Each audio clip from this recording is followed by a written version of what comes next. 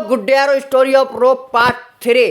तो आप लोगों ने पिछले पार्ट में देखा था कि रोप के भाई सोन की डेथ कैसे हुई थी, बाइक एक्सीडेंट से। तो आगे चलो हम लोग देखते हैं। यहाँ पर हमारे रोप को पता नहीं था कि इसका भाई इस वॉइस टाउन में आकर उसकी डेथ भी हो चुकी है, लेकिन हमारे रोप को अभी तक ये बात पता नहीं चली है। तो चलो यहाँ पर देखते हैं कि आगे क्या होता है। तो यहाँ पर रोप हमारा जा रहा है ना कहाँ, आपको तो मालूम ही है कि रोप हमेशा अपने काम पर जाता है, तो वो काम पर ही जाएगा ना। तो यहाँ से वो काम पर जा रहा था, बट बैंक मैनेजर ने उसको बुला लिया और बोला कि तुम जिंदे हो। फिर उसके बाद ये हमारा रोप असमंज में पड़ गया, आखिर ये क्या बोल रहे हैं ये। तो यहाँ पर बैंक मैनेजर ने सभी बात बताई कि कल रात को क्या हुआ।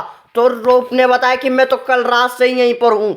तो यहाँ पर हमारे जो बैंक मैनेजर है ना, वो रोप को एक इमेज दिखाते हैं जिससे रोप देखता है ना।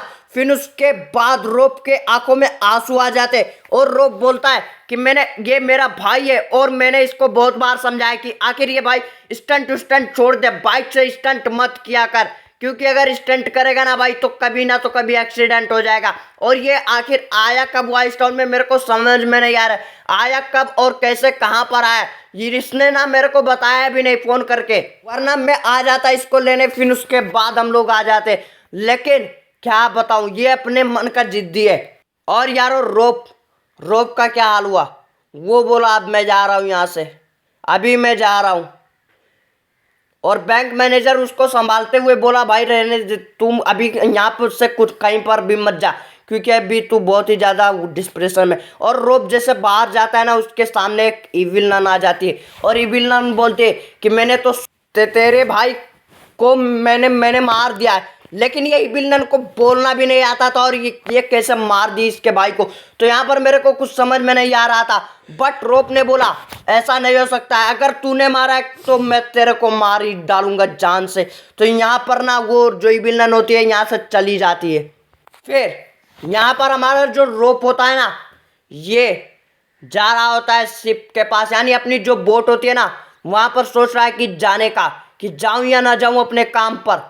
बट रोप ना सोचता है कि सबसे पहले वहां पर जाता हूं जहां एक्सीडेंट हुआ है। और यहाँ पर इविल नन होती है, वो अपने दोस्त से बात कर रही होती है कि आखिर ये रोप मरेगा या नहीं मरेगा, कब मरेगा, हम लोगों को इसको मारना पड़ेगा वरना इसकी प्रॉपर्टी हमें नहीं मिलेगी। यानी कहने का मतलब आप लोग समझ रहे हैं कि यानी हमारे रोप के पास बहुत सारी प्रॉपर्टी है, बट उसको पता नहीं है कि मेरे पास कितनी सारी प्रॉपर्टी है। और ये बात करते हैं ट्रांसफॉर्मर से।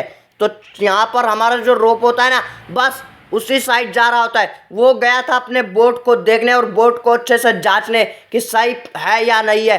तो यहाँ पर हमारा रोप सोचा कि अब चलो मैं उधर जाता हूँ जहाँ पर मेरे भाई की एक्सीडेंट हुई है, फटाक से जाता हूँ यार, क्या हो रहा होगा मेरे को समझ में नहीं आ रहा है। और यहाँ पर रोप ना चल देता है फटाफट।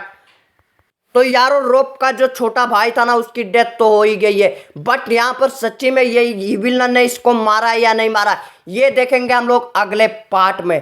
तो गुड डे यारो, गुड डे।